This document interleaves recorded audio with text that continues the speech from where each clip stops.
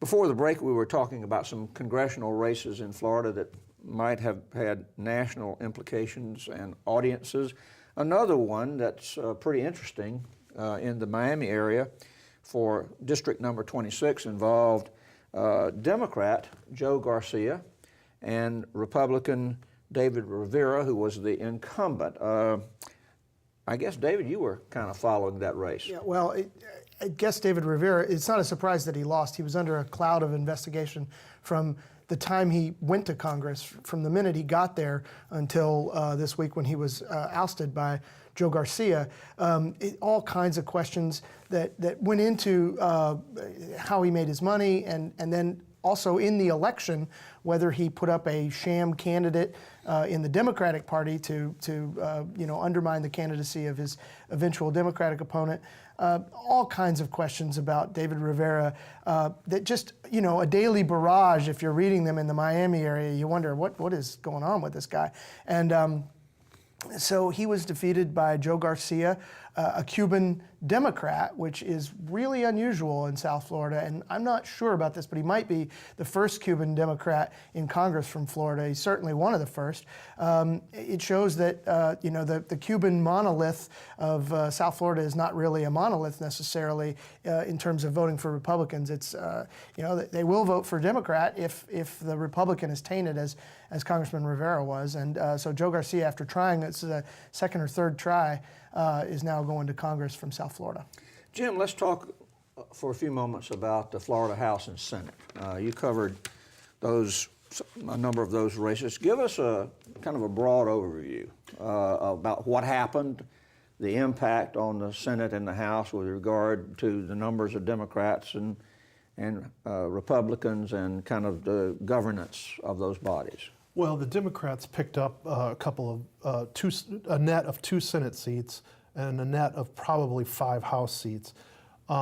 So it was a good showing for them. But I think we have to be careful too. I mean, the Republicans still have humongous majorities in both chambers. So when it comes down to it, they're going to be the ones calling the shots. The Democrats did very well in Central Florida, as we mentioned earlier. They defeated Scott Plakin, who was probably the most high-profile. This is in the House. This is in the House, and probably the most high-profile House race of the year. Karen Castor Dental defeated him in the Orlando area. There's a lot of money flew into that race, and they were able to defeat him. They also pulled off 2 surprises. They beat House member Peter Nair in Pinellas County and a House member Sean Harrison in Hillsborough County.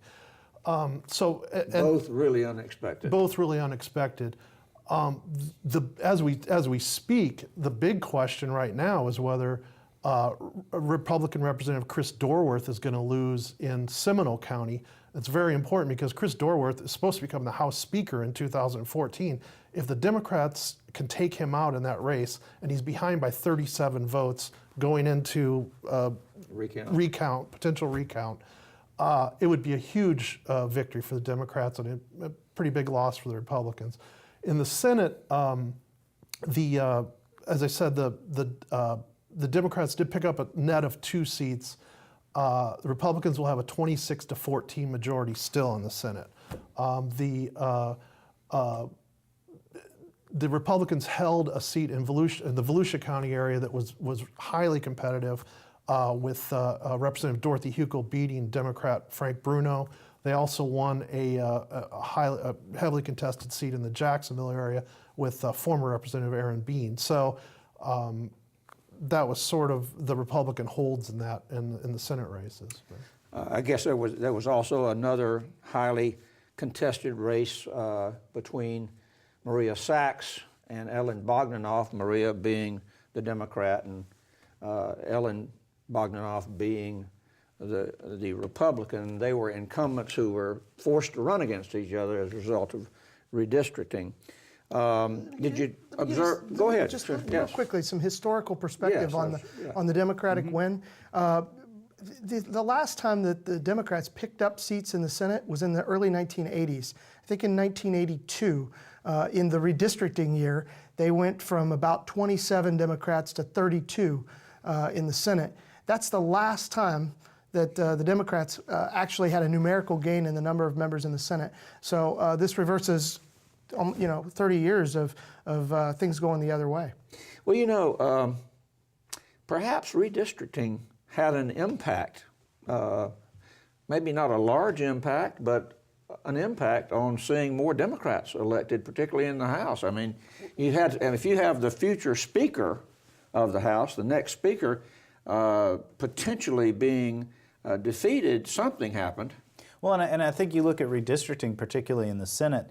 Darren Soto won, a Democrat, in a race in a district that was essentially drawn to have a heavier Latino influence than previous districts in that area. And a Democratic Latino, right? And that's where a lot of Puerto Ricans are, and they tend to be more Democratic than Cubans.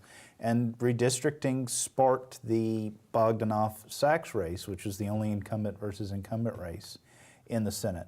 And in that race, you had both parties heavily invested because they figured Soto might win. That's 13. 14 is a magic number for Democrats because they can keep the Republicans from changing the rules. They can keep the Republicans from suspending the rules. It's sort of an insider thing, but it could be significant if a piece of legislation is controversial enough. They can kind of gum up the works a little bit more. It gives them a very, very small sliver of influence, where in the Senate they had been completely marginalized. And both parties said Bogdanoff-Sachs was one of their biggest races, and the Democrats ended up taking it with Sachs. I think that's probably the most expensive legislative race of the year, too. The incoming Senate President, Don Gates, told me that, $8 million or more was coming into that race. Wow. From the parties, from outside groups, from individual contributions, I mean, that's a huge amount of money in a Senate race that's parts of 2 counties. It's amazing, some of the money figures. I can remember that would fund a governor's race a number of years ago. Let's talk about the issue of the merit retention of 3 Supreme Court justices. I mean, Brandon, I think people might have thought going into this that perhaps those justices were in danger of being defeated or pulled off the court. And they were troubled about that. The legal community was troubled about that. I mean, you look back 2 years ago with just basically a 6-week campaign. Justice Jorge Labarja was held below 60%. It was one of the tightest judicial retention races since we started having judicial retention races back in the 1970s. In the end, though, there was never really any money behind the effort. You didn't see any television ads except maybe from the justices.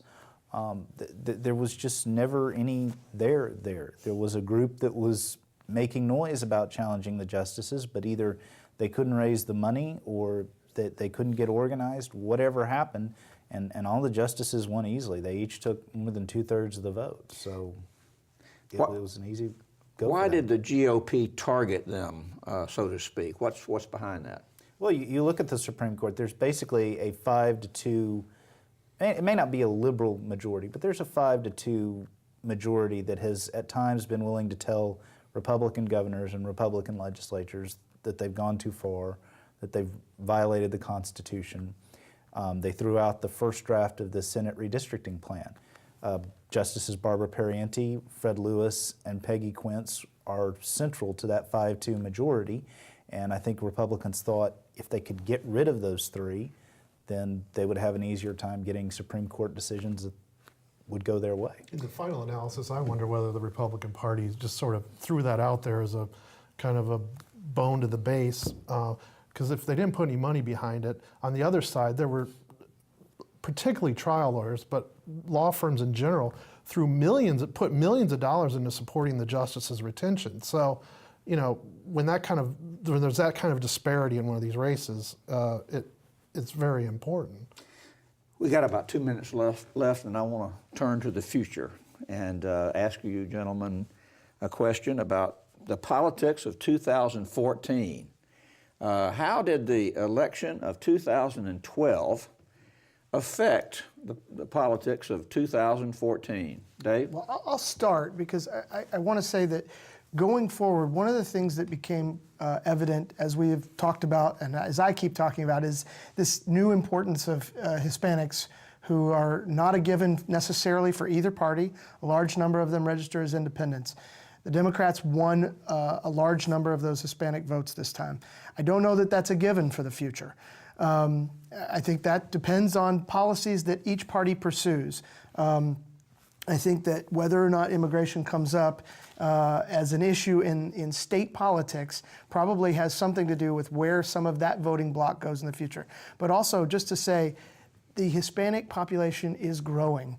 The number of the voting age population as older white Americans leave that voting age population, that is a euphemism for leaving the world. The younger people registering to vote are increasingly Hispanic and not increasingly white. So that is a big part of that future that I think both parties have to sort of come to grips with. 30 seconds left. Anybody want a final shot? I think one of the important questions for 2014 is, Charlie Crist now has a Democratic president that he heavily supported should he hope to jump in on the Democratic side. And there will continue to be this effort to assess, is the Tea Party wave ebbing? Because if it is, you might have some Republican money men question whether they can win with Governor Scott in 2014. Jim, 15 seconds. Well, I think it's Governor Scott. It's going to be interesting to see how he runs a campaign. Everybody's assuming he's going to run. I think it'll be really interesting to see how he addresses some of these issues. And who runs against And him? who runs against him. Gentlemen, it has been a delight. And let's get together again soon.